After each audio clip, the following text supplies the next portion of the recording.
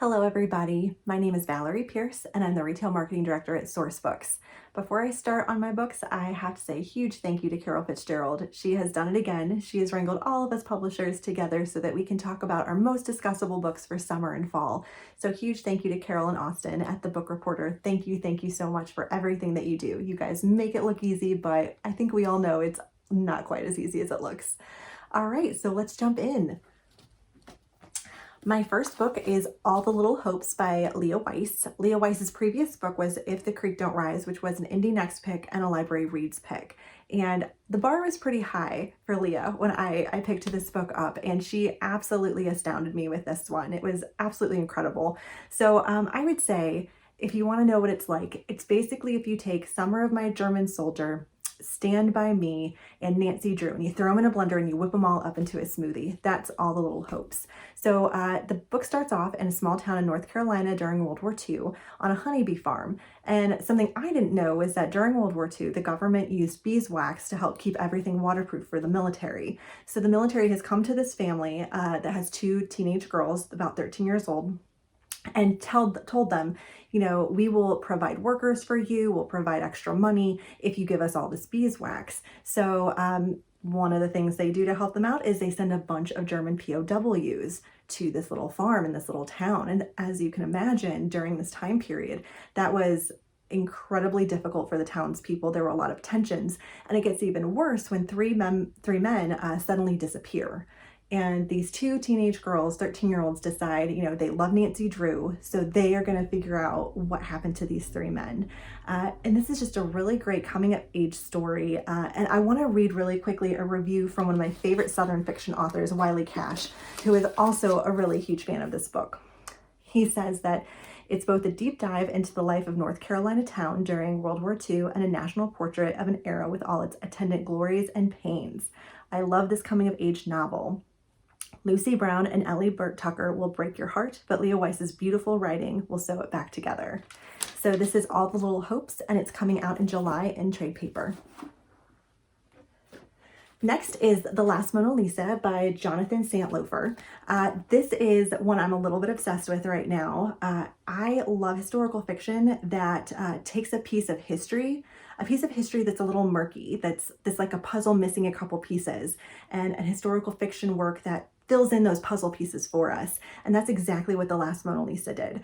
I am not an art aficionado, so I personally was not aware that in 1911, a man named Vincenzo Peruggia stole the Mona Lisa and had it for 2 years before returning it. So that was news to me. And the fact that we don't really know for sure what his exact motives may have been, and that we don't really know for sure if the Mona Lisa in the Louvre is in fact the real Mona Lisa, was even more fascinating to me. So that's exactly what this book is about. It's about this man's great-grandson who discovers that Vincent Peruggia created a journal that had been long lost for many years. He's come to Italy. He's going to try and find it and find out what really happened in 1911. But what he doesn't know is that there are art thieves and villains that are willing to kill for this journal, that there's an Interpol agent who is trying to launch his career and wants to find this journal to help him do so. There's also a mysterious, beautiful woman with motives of her own that are very unclear for most of the novel. So it's this really fascinating story that you get to learn a lot about art, you get to learn about the Mona Lisa, about the history of it, and then you get this really fun thriller on top of it that's just, edge of your seat, page turner, that's incredibly well written. So this is coming out in August in trade paper and hardcover, so you can have it in any format that you want. And this is another one with amazing author reviews. Michael Connelly, Ruth Ware, Megan Abbott. So many people are loving this book. You will love it too. Make sure to pick this one up. Next up, we're going to go into In Every Mirror She's Black.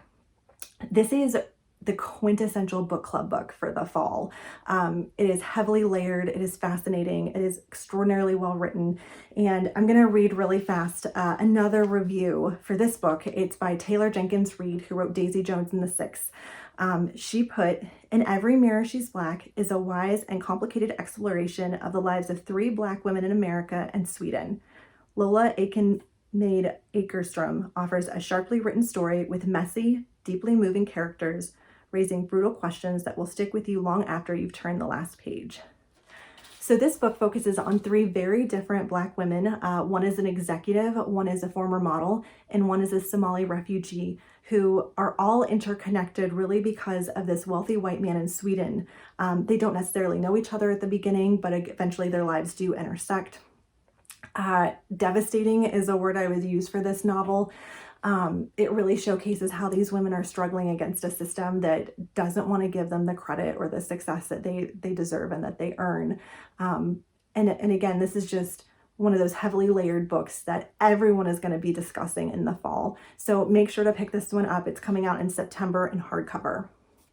Next up is Dark Things I Adore. This is a thriller. And I don't usually like to compare books to Gone Girl because it is such a well-known, huge book. But I would say the main character in Dark Things I Adore definitely rivals Amazing Amy from Gone Girl for most ingenious revenge seeker. So this book really focuses on two people. There is an art professor who has used women in really the most horrible way. He engages in relationships with them, he makes them think that he loves them, and then he wages psychological warfare on them. He breaks them down until they're a shadow of their former selves, until they finally break. And that's when he immortalizes them in his paintings and gets all of the praise and accolades for that and leaves them behind. So a woman who's connected to one of these people that he's abused has decided that she's had enough, and she has spent years infiltrating his life and has now gotten him up to a cabin in the middle of nowhere, and she's going to wage some psychological warfare of her own. So this is a really thrilling read. You don't know how it's going to go or how it's going to end, and I highly recommend, if you want a great thriller, pick this one up. This is coming out in September in hardcover. I have two more books that I want to talk about quickly. The first is Love, Chai, and Other Four-Letter Words. This is a really great, fresh, new love story. It's the beginning of a new series that features four best friends of Indian descent living in New York City, trying to find love and trying to figure out how to live their life. In this first one, we're introduced to Kieran, and she's at a really difficult time in her life. Her sister married somebody that her parents didn't really approve of, and it tore her family apart. So she has decided that she is going to marry someone her parents love. But of course, that's not quite what ends up happening. She falls for someone that's not someone they entirely approve of.